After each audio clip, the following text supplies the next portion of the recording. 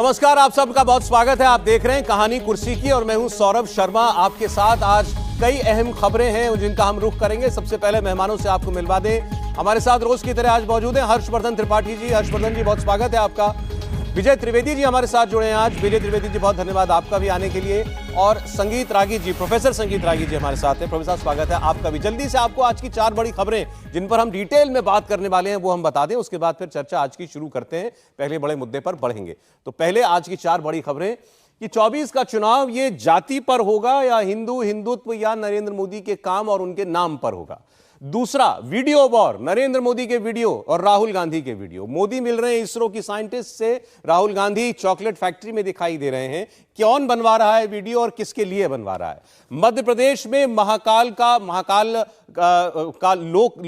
लोक का एक बार फिर से कायाकल्प किया गया है। और जब पहली बार आपने देखा था मूर्तियां खंडित हुई थी वहां पर, तो काफी बवाल मचा था। उस पर आगे बात करेंगे, तस्वीरें भी आपको दिखाएंगे।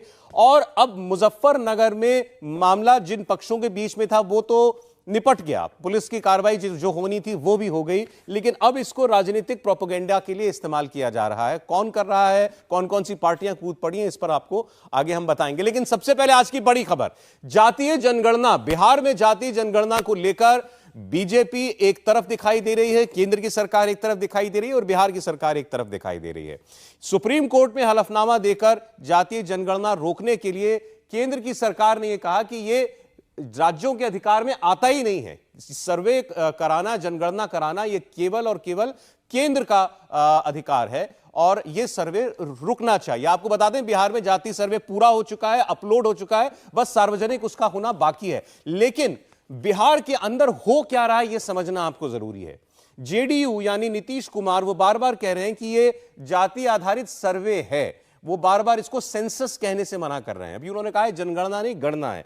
और कोर्ट को उन्होंने कहा कि प्रभावी नीतियां बनाने के लिए जातियों की गणना करना जरूरी है। लेकिन आरजेडी का स्पष्ट कहना है कि जनसंख्या के हिसाब से आरक्षण होना चाहिए, इसलिए मालूम होना चाहिए किस जाति की कितनी संख्या है। तो कौन दोनों में से सच बोल रहा है, इस पर हम आगे बात करेंगे। इसके अलावा आपको जो जातियां हैं उसका एक लेखा जोखा दे दें जो बिहार के अंदर हमें दिखाई दे रहा है। कितनी जातियों का सर्वे हुआ है, कितनी जातियां पाई गई हैं। देखिए, 22 अनुसूचित जाति, 32 अनुसूचित जनजाति हैं, पिछड़ी जाति 30 है, अत्यंत पिछड़ी 113 हैं और सवर्ण 7 जातियां हैं। इसके अलावा आपको बताते हैं कि कुल कितनी जातियों की मैपिंग की गई है इस वक्त बिहार के अंदर। हर जाति को एक कोड दिया गया है और उसके हिसाब से सवाल भी पूछे गए जब सर्वे हुआ, जैसे उम्र, आपका लिंग, धर्म क्या है, जाति क्या है। इस पर कुछ लोगों ने बताया, कुछ लोगों ने बताने में दिक्कत भी महसूस की। शिक्षा क्या है, परिवार के लोग क्या करते हैं, मकान जमीन है कि नहीं, खेती की जमीन है कि नहीं, उसकी पूरी जानकारी, लैपटॉप कंप्यूटर है कि नहीं, 2 पहिया 3 पहिया 4 पहिया वाहन है कि नहीं, और सबका आमदनी का स्रोत कितना है। तो अब ये अगर सेंसस नहीं है तो क्या है? जो नीतीश कुमार कह रहे हैं कि हम तो केवल गणना करा रहे हैं, उनके बयान का मतलब भी समझेंगे, वो कहना क्या चाहते हैं। यही काम क्या जो केंद्र कराता है जनगणना, उसमें ये सब यही सवाल नहीं होते तो और क्या होते हैं? और एक बार अब जरा जातियां देख लीजिए कितनी हैं। पूरे बिहार के अंदर 215 कोड देकर जातियां बताई गई हैं। 214 जातियां तो चिन्हित की गई हैं और उसके अलावा जो उनके अलावा जितनी जातियां हैं उनको केवल एक खाने में भरने के लिए कह दिया गया है। हम जितनी एक स्क्रीन पर डाल सकते थे जाति उतना डाला, यह भी केवल 30% है। अब आप समझ सकते हैं कि कितना बड़ा काम यह था। और सवाल ये कि क्या ये जातियों और ये जातियां, इनकी उपजातियां, इस सब पर इस प्रकार से कोई गणना होनी चाहिए या नहीं होनी चाहिए? आपको हम सबसे पहले नीतीश कुमार का अभी जो बयान आया है वो सुनाते हैं। सवाल हुआ कि केंद्र कह रहा है कि यह अधिकार क्षेत्र में नहीं आता। आपकी जवाब सुनिए नीतीश कुमार का। केंद्र स्तर पर जो होता है, पूरे राज्य का होता है, जनगणना उसको कहते हैं। और हम लोग जनगणना नहीं कर सकते, हम लोग तो गणना कर रहे हैं ना, गिनती करवाते हैं जी। तो अधिकार है ना किसी को, जनगणना हम लोग थोड़ी कर रहे हैं। तो वो तो केंद्र क्या करता है, खाली एससी और जो माइनॉरिटी है उनकी जातियों के बारे में उनके यहाँ पे बराबर। हम लोग बराबर कह रहे थे कि अन्य लोगों का भी कर लीजिए, एससी एसटी सबका करवा दीजिए, मैंने किए थे। तो वो तो कोई किए नहीं, तो उन लोग को तो जो करना था तब बोलिए ना, हो जाना चाहिए था ना 2020 में। तो कहाँ हुआ? ये पहला बार हुआ जब हो रहा है, अंग्रेजों के टाइम में भी शुरू हुआ और बाद में जब सरकार यहाँ आई तो तब से चल रहा था। पहली बार चौथा साल हो गया और यहाँ पर इन लोगों ने जनगणना नहीं किया। तो हम लोग तो गणना कर रहे हैं ना, जनगणना थोड़ी कर रहे हैं, गणना कर रहे हैं। अब जनगणना और गणना में क्या अंतर है समझेंगे, हमारा बड़ा बुद्धिजीवी पैनल है। इसके अलावा दो बातें वो कह रहे हैं कि एक तो जनगणना गणना का फर्क, दूसरा वो कह रहे हैं केंद्र जो कराता है उसमें SC ST की वो गणना करता है और हम ये कह रहे थे कि आप बाकी की भी कीजिए। उसमें हालांकि वो गलत बोल गए कि हम भी अनुसूचित जाति जनजाति कर रहे हैं, वो OBC पिछड़े वर्ग की करना चाहते हैं गणना, ये फर्क है। अब लालू यादव की बात आपको सुनाते हैं, शुद्ध पॉलिटिकल बयान उनका। लालू यादव क्या कहते हैं, सुनिए। बीजेपी तो विरोधी है बुरी तरह से, इसको हम लोगों ने बताया भी है और इसको नहीं चाहता है बीजेपी और संघ, ये दोनों में गड़बड़ी है, नाकुर नुकुर कर रहे हैं। अब याद कीजिए जरा 2015 का बिहार का चुनाव, एक बयान की अफवाह थी केवल कि बीजेपी जो है वो आरक्षण विरोधी है, RSS आरक्षण खत्म करना चाहती है, मोहन भागवत के एक बयान का हवाला देकर के, और वो उसका असर आपने देखा था क्या हुआ था, कैसे उसको लालू यादव ही उस बयान को जो है ले उड़े थे। अब एक बार फिर वही करने की कोशिश की जा रही है। पहले एक बार नीतीश कुमार के बयान को जरा उसकी बारीकी से डाइसेक्ट किया जाए, क्या फर्क है जनगणना में और गणना में? फर्क ये है जैसे वो भारतीय जनता पार्टी के साथ सरकार चलाते थे और जैसे राष्ट्रीय जनता दल के साथ सरकार चलाते हैं। मुख्यमंत्री दोनों स्थितियों में सरकार वही चला रहे हैं, लेकिन दो अलग अलग पैकेजिंग हो गई, दो अलग अलग तरह की चीज़ें हो गई। जनगणना इस देश में या किसी भी जगह पर नीतियों को लागू करने के लिए, और भारत के संदर्भ में कहें तो चूंकि संविधान सभा की बैठक में एक बात तय हुई कि भाई एक वर्ग है अनुसूचित जाति और जनजाति, उनको चिन्हित किया गया संविधान में, और कोई भाषा नहीं, पिछड़ा कोई शब्द नहीं, पिछड़ा आयोग बाद में बना, ये सारी जातियां उस तरह से हुई, लेकिन एक ही भाषा है, शेड्यूल्ड कास्ट और शेड्यूल्ड ट्राइब। तो और कहा गया कि वो चूंकि बहुत दबे कुचले हैं इसलिए उनको हम एक आरक्षण देंगे और उस आरक्षण के जरिए उनको मुख्यधारा में लाएंगे। सामाजिक आइडेंटिफिकेशन केवल दो वर्गों का हुआ, केवल दो वर्गों का, और ये इसीलिए हुआ कि आप समाज के और वर्गों को उस तरह से नहीं देख सकते हैं, उनके साथ सामाजिक भेदभाव नहीं हुआ, अत्याचार नहीं हुआ। पिछड़ी जातियों के संदर्भ में तो हर कोई मानता है कि नहीं हुआ, लेकिन कमाल ये कि भारत की राजनीति जिसको कहते हैं, जो कांशीराम जी कहते थे कि जिसकी जितनी संख्या भारी उसकी उतनी हिस्सेदारी, तो पिछड़ों ने उसे लाठी के तौर पर ले लिया और उससे राजनीति बदल दी। आज देखिए पूरी मुख्यधारा, मतलब संविधान सभा ने क्या कहा था, जो हाशिए पर हैं उनको मुख्यधारा में लाई। ये कह रहे हैं जो मुख्यधारा पे हैं उन सबको हाशिए पर ले जाकर आरक्षण सबको दे दीजिए। ये किस समाज की तरफ हम जा रहे हैं, क्या करना चाह रहे हैं, ये सवाल। अब आपने जो शब्द इस्तेमाल किया आरक्षण का कहीं कोई हवाला दिया गया कोर्ट के अंदर? बिहार में जब जातिगत सर्वे की बात आई, जातिगत जनगणना की बात आई, इसको कोर्ट में ले जाया गया और कोर्ट ने इस पर रोक लगा दी थी। उस वक्त क्या कहा था नीतीश कुमार की सरकार ने, याद कीजिए। नीतीश कुमार की सरकार ने कहा था कि हमें समाज के लिए प्रभावी नीतियां बनाने के लिए जानना जरूरी है कि कौन सा समाज, किस समाज की क्या तादाद है। वो नीतियों की बात कर रहे थे, उसमें आरक्षण की बात कहां से आ गई? किसने कही पहली बार ये बात कि हम सर्वे इसीलिए करा रहे हैं ताकि हमको पता चल सके कि बैकवर्ड क्लास में कितनी संख्या किस जाति की हो गई है और फिर हम उसके हिसाब से उनको आरक्षण दें? ये कहा आरजेडी ने, लालू यादव की पार्टी ने। कोर्ट में यह बात नहीं कही थी, तो क्या कोर्ट से झूठ बोला गया था?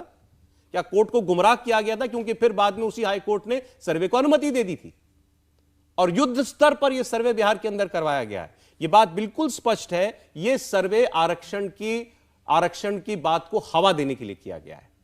मनोज झा ने स्पष्ट तौर पर यह बात कही है कि जब 10% EWS आरक्षण लागू किया जा सकता है देश के अंदर, आर्थिक आधार पर जो लोग पिछड़े हुए हैं उनको 10% आरक्षण मोदी सरकार ने दिया, तो वो 50% की सीलिंग टूट गई जो सुप्रीम कोर्ट कहती थी। इसीलिए अब कास्ट सेंसस कराइए, जाति सर्वे कराइए और उसमें फिर आरक्षण बढ़ाइए। तो आपको बढ़ाना है आरक्षण और नीति का ले रहे हैं बहाना, जो जेडीयू कर रही है, आरजेडी स्पष्ट खुलकर बोल रही है। ये धोखा है, ये नहीं है।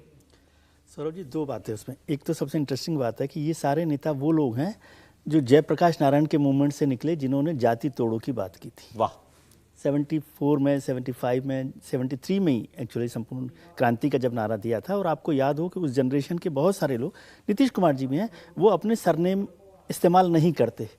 तो वो जेपी का नारा था, जाति तोड़ो का, जातियाँ ख़त्म करने का। लेकिन अब उससे आगे हम बहुत बढ़ गए हैं, पानी इतना बह गया नदियों में कि उससे आगे चले गए आरक्षण में। आरक्षण का मसला क्यों बढ़ा? पहली बात, जब 1989 के बाद 90 में वीपी सिंह सरकार मंडल कमीशन की रिपोर्ट को लेकर आए, तो उसके बाद पिछड़ी जातियों का, जिसका जिक्र हम कर रहे हैं कि पहले नहीं था संविधान सभा में जिस बात की चर्चा हुई, तो जब ओबीसी आ गई तो उसमें क्या कहा गया, उसको यूज़ किया आपने 1931 की सेंसस से। 1931 में सेंसस क्या थी और उसमें 52% का एक आइडिया दिया गया। अब 52% आबादी को यदि आप 27% आरक्षण देंगे तो वो फाइनली कहीं ना कहीं जाकर फिर बाद में ये बात होगी कि भाई हम जब हैं 52% तो 27% पे क्यों दे रहे हो। ठीक है, पहली बात। लेकिन अब उससे बड़ी बात हो गई कि अब पूरी पॉलिटिक्स ही कास्ट पॉलिटिक्स हो गई है। अब हर जाति का नेता है, हर जाति, तो सर हम कह रहे हैं कि फिर आप खुल के कहिए ना कि हम ये जाति सर्वे आरक्षण बढ़ाने के लिए कर रहे हैं। क्यों कह रही है बिहार की सरकार हाईकोर्ट के अंदर कि हम ये नीतियां प्रभावी बनाने के लिए कर रहे हैं? इसकी वजह यह है कि अगर आप पहले कह देते कि आरक्षण के लिए हम कर रहे हैं तो फिर वही होता जो 90 में हुआ था, फिर सड़कों पर लोग आग लगने लगती, आग लगने लगती, इसका प्रतिकार होता। और दूसरा, वो फैसला सरकार को, केंद्र सरकार को करना है कि आरक्षण की नीति को कैसे बदलना है, क्या नहीं बदलना। लेकिन इसमें आप समझिए एक पेच है बहुत बड़ा कि जातिगत राजनीति, आरक्षण की राजनीति तो है ही, लेकिन जातिगत राजनीति वोट बैंक की इतनी बड़ी पॉलिटिक्स हो गई है कि आपने सुप्रीम कोर्ट का जिक्र किया, लेकिन उसमें मैं एक करेक्शन कर दूं आपको कि गवर्नमेंट जो है, सेंट्रल गवर्नमेंट, उसने बैकआउट कर लिया। आपको पता है क्या डेवलपमेंट हुआ है कि कल एक पैरा नहीं, तो एक पैरा ही तो पूरी पॉलिटिक्स है। एक पैरा ही पॉलिटिक्स है, क्योंकि बीजेपी को जो आप 2015 याद दिला रहे हो ना, वो सेंट्रल गवर्नमेंट को याद है कि कहीं इससे कि ये कहा जाए कि ये सेंटर स्टेट रिलेशनशिप का मामला है कि नहीं है, ठीक है, लेकिन वो सेंटर स्टेट रिलेशनशिप पे नहीं जाता ना। वो ये जाता कि जो लालू यादव कह रहे हैं कि भाई ये बीजेपी आरएसएस संघ जो है आरक्षण विरोधी है, वो पैरा यदि नहीं विड्रॉ किया होता तो फिर ये का यही नारा चलता कि ये, असली बात यह है कि ये लोग आरक्षण विरोधी हैं, असली बात है कि ये पिछड़ा विरोधी है। तो आप कह रहे हैं बीजेपी भी इस पर बैकफुट पर है? बैकफुट पर वो, उनको ये समझ में आ गया ना कि इसका रिपरकशन क्या है, पॉलिटिकल रिपरकशन क्या है। ठीक है, सरकार, केंद्र सरकार, और वो ये कहे कि मतलब हैरानी की बात हुई मुझे कि सरकार ये कहे कि अनजाने में ये किया गया। सरकार हो, चाहे बिहार की सरकार हो या कोई बीजेपी हो या और पार्टियां हो, आप अपनी राय खुलकर के रखिए ना। बीजेपी भी वैचारिक तौर पर कोई बात, अपनी कोर्ट के अंदर केवल टेक्निकल हवाला दिया केंद्र सरकार ने कि ये हमारे अधिकार क्षेत्र में आता है और बता दिया उसमें कौन कौन सा कानून लागू होता है। ये तो ठीक है, पार्टी अपने तौर पर, वैचारिक तौर पर बताए आरक्षण को लेकर के उसकी क्या नीति है। ऐसे ही बिहार के अंदर, मैं तो बार बार पूछ रहा हूं, ये बात स्पष्ट करे ना कि इसे सर्वे हो क्यों रहा है सर्वे? ये आरक्षण बढ़ाने की मांग के लिए किया गया सर्वे है या इससे नीतियां हमारी अच्छी हो जाएंगी, हमको पता चलेगा, टारगेटेड पॉलिसी मेकिंग होगी, इसके लिए किया जा रहा है? ये खुल करके बताया जाए। या तो नीतीश कुमार झूठ बोल रहे हैं, लालू यादव झूठ बोल रहे हैं। टारगेटेड पॉलिसी तो हो ही नहीं सकती ना, कोई एक एक जाति के लिए योजना थोड़ी बनती है। देखिए सौरभ जी, नीतीश कुमार जो बोल रहे हैं या कह रहे हैं, उसको हम बिहार की ही भाषा में कहें तो उसको गलथेथरी कहते हैं। ये शुद्ध गलथेथरी है। आप एक जाति जनगणना कर रहे हैं और उसके पीछे बहुत बड़ा सवाल ये है, आप कह रहे हैं कि हम नीतियों के निर्धारण और कार्यान्वयन के लिए ऐसा कर रहे हैं। आप एक मिनट के लिए अंदाज़ा लगाइए कि इस देश का सारे राज्यों में जातियों के आधार पर जनगणना हो और फिर उन्हीं जातियों के आधार पर क्या नीतियां बनाई जाएंगी। एग्जैक्टली। क्या जातियों के आधार पर बंटवारा होगा कि किस जाति को कितना प्रतिशत आरक्षण दिया जाए? 5000 जातियां हैं, 5000 जातियों को आप कैसे कैटेगराइज करेंगे? और 25,000 उपजातियां। और नहीं, और आपको मैं बताता हूं, बड़े दिलचस्प है। जब हम लोगों ने पिटीशन फाइल किया था पटना हाई कोर्ट में, तो हमने ये भी एक सवाल उठाया था, बहुत बड़े मुद्दे के सवाल है। ये जो जाति है वह कॉलोनियल स्टेट की देन है। आप सेंसस के बाद ये जातियां जो आज आई, जब शुरू में जाति जनगणना हुई थी तो आपको बताऊं, जब पूछा जाता था कि आपकी जाति क्या है तो कहता था पंजाबी, कोई कहता था सिंधी, कोई लिखता था जैनी, कोई लिखता था कुछ और, कोई लिखता था सैव, कोई लिखता था साक। फिर दूसरी जनगणना हुई, फिर उसको कैटेगराइज किया गया, फिर तीसरी जनगणना हुई। अब आप जरा अंदाजा लगाइए कि बिहार सरकार में जो 1931 में जो जातियां थीं, आज वो जातियां बढ़ कैसे गई, उनका निर्धारण बिहार सरकार ने कैसे किया? क्या जातियों को डिफाइन करने का अधिकार क्या राज्य सरकार के पास है? और दुर्भाग्य है कि कोर्ट इन चीजों को ध्यान भी नहीं दे रहा है। कोर्ट के अजीब सवाल हैं, जातीय जनगणना से आपको प्रॉब्लम क्या है? आप एक कैसे समाज का निर्माण करना चाहते हैं इस देश को? आप कहते हैं हम जाति विहीन, तो फिर कल जाति नाम करके कोई पुकारता है तो आपको FIR नहीं करनी चाहिए। जब वो अपने आप को उसी जाति में रहने के लिए, ये तब की बात थी जब सोशल मोबिलिटी इस देश में छोटा था। मैं तो बार बार अपने मित्रजनों से ही कहता हूं कि आपको लगता है ना ब्राह्मण ने ये किया, तो जो गांव में तो जानता है कि ये ब्राह्मण है, ये है, ये वो है, ये जातियां हैं। शहर में आकर के तो नहीं होता है। शहर में तो हमारे सारे प्रोफेसर्स हैं, और आप सभी लोग झा लिख लीजिए, सारे लोग शर्मा लिख लीजिए। 2 जनरेशन के बाद पता ही नहीं लगा कि कौन शर्मा था और कौन कोई और जाति थी। आप चाहते नहीं हैं, इस समाज को तोड़ करके रखना चाहते हैं। अंग्रेजों ने तोड़ा, अब भारत के नीति नियंता तोड़ रहे हैं, और उन मंडल कमीशन के बाद ये मूलतः ये जो अभी नीतीश कुमार का है या जितनी ये कर रहे हैं, इनको पता है कि नरेंद्र मोदी जी ने जो पैकेज लाया, डेवलपमेंट, राष्ट्रवाद और हिंदुत्व, इन तीनों पैकेज का इनके पास कोई काट नहीं है। तो ये फिर इन्होंने घड़ी की सुई को रिग्रेसिव पॉलिसी में लेकर के कि जातियों के आधार पर हम इसको तोड़ें। मोदी के एक मिनट, मोदी और हिंदुत्व की काट है मैं एकदम बिल्कुल है, उसी के लिए ये किया ही जा रहा है। मैं उससे अगली एक चीजें जोड़ना चाहता हूं। हिंदुत्व यदि ताकतवर रहेगा तो ये सारी चीजें देखिएगा डिसॉल्व हो जाएगा, ये सारी चीजें खत्म है। हिंदुत्व का विमर्श यदि व्यापक रहेगा, मजबूत रहेगा, ज्यादा ताकत के साथ खड़ा होगा, तो ये सारी चीजें खत्म हो गई। जोगी जी का उदाहरण आप सामने देख लीजिए। डेवलपमेंट, सबके साथ न्याय, सबका विश्वास जीतना, आप किन के लिए करें? आप वैसी स्थिति में आप देख लीजिए कि आपका 2019 का क्या चुनाव का रिजल्ट था, 2014 के चुनाव के निष्कर्ष क्या थे? तो नहीं, अगर पॉलिटिकली बात करें तो भाई हिंदुत्व तो एजेंडा एक दल का है, तो दूसरा सामने वाला विरोधी तो कुछ ना कुछ करेगा ही उसके लिए, तो उसको जाति सुहाता है। हाँ, और वो जाति की पॉलिटिक्स करते हैं। आप जरा देखिए, जातियों को जाति के आधार पर जो विभक्त है वो इस देश का सेकुलर वोट है, और उससे बड़ा बैनर है हिंदुत्व का जिसमें हम सभी लोगों को एक साथ करते हैं, वो कम्युनल बैनर है। मजेदार बात है, यादव का यादवीकरण हो जाए तो वो सेकुलर वोट है, मुस्लिम का अपनी मांग करे तो वो सेकुलर वोट है, वैसी मांग करते हैं तो वो सेकुलर वोट हो जाता है। यादव के नाम पर महापंचायत होती है, सेकुलर होता है। जाटों के नाम पर होता है तो कहा जाता है कि ये अरे वो प्रतिगामी नहीं है। नहीं, और हिंदुत्व की बात जब होती है तो कहा जाता है बड़ा प्रतिगामी है, बड़ा देश के। बोलिए। इसमें थोड़ा सा एक जरूरी बात जो सबसे महत्वपूर्ण है, उत्तर प्रदेश और बिहार में यादवों के नाम पर जो राजनीति कर रहे थे उनकी राजनीति संकट में पड़ी।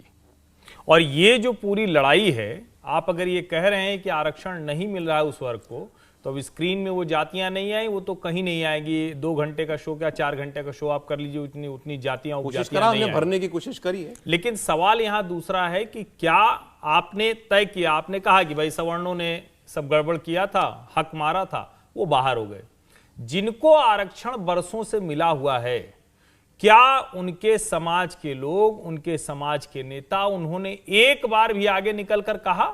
और ये ऐसा नहीं है कि ये राजनीति सिर्फ लालू जी कर रहे हैं या नीतीश कर रहे हैं या अखिलेश कर रहे हैं। अभी तो प्रमोशन में भी रिजर्वेशन कल ही तो खट्टर जी ने भी कर दिया ना। तो मुझे लगता है कि आप पार्टियों की इस राजनीति को अब यूं देखिए कि ये अब रोका नहीं जा सकता है, ये व्हील चल पड़ा है, ये अब अंत तक पहुंचे। आरक्षण का ये अब अंत तक पहुंचेगा। आप कितना आरक्षण देंगे? आप 50% के ऊपर चले गए, 60% के ऊपर चले गए, उतनी संभावनाएं, उतने मौके, और क्या वो मौके आरक्षण के जरिए आ भी सकते हैं? ये भी सवाल है। भाई ये कोई पूछे कि आप आरक्षण देते हैं, है क्या देने के लिए आपके पास? आरक्षण सर मैं आप जानना चाहता हूं, आरक्षण देने के लिए हमारे पास है क्या? किस सरकार के पास क्या है आरक्षण देने को? कितनी सरकारी नौकरी है? कितने शिक्षण संस्थानों में आपके पास पद हैं? यदि आरक्षण समस्या का समाधान होता तो सामाजिक न्याय के पुरोधा ही पिछले 27 साल से बिहार में शासन कर रहे हैं, और बिहार की दुर्गति कैसी है ये सब कोई जानता है, कितना वहाँ पर इन्वेस्टमेंट हुआ है।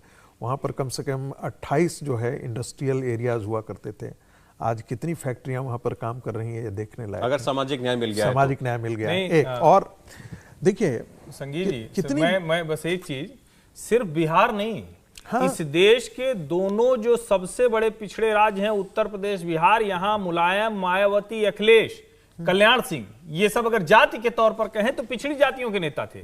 लेकिन मुलायम, अखिलेश, मायावती तो सामाजिक न्याय की लड़ाई लड़ने की बात करते थे। वहां लालू प्रसाद यादव, राबड़ी देवी, जीतन राम मांझी, नीतीश कुमार, इनके पास तो आखिर ये क्यों नहीं उस पूरे वर्ग को ऊपर ले आप गणना करके आप ऊपर ले पाएंगे? आपके पास गवर्नेंस है, आपके पास गवर्नमेंट है, आपके पास एडमिनिस्ट्रेशन है, पॉलिसी डिसीजन है, आप वहां नहीं कर पा रहे हैं, लेकिन आप गणना करा के कह रहे हैं कि हम सबका जीवन बदल देंगे। हम कहते हैं तर्क ही देना था तो यही तर्क देते जो आप कह रहे हैं कि हमको जनगणना, हमको जाति जनगणना इसीलिए करानी है कि हम ये पता कर पाए कि अब आज तक हमने जो लाभ दिया इनको 90 से जो लाभ दिया गया कितनों को मिला है।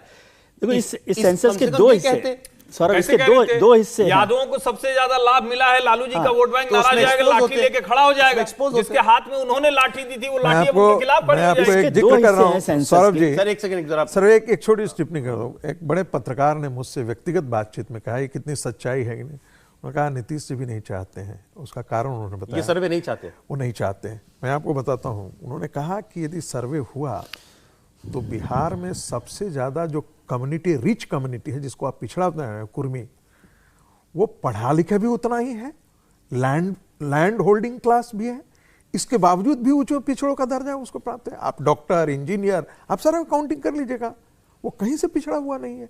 लेकिन इस राजनीति में फिट नहीं करता है, क्योंकि ये राजनीति उनको सुहाती है, समझ रहे कि नहीं। जो बेनिफिट मिला आरक्षण का ओबीसी के अंदर, वो यादव लोगों को मिला है, कुर्मी लोगों को मिला है, उसमें भी अपर सेक्शन विद इन है।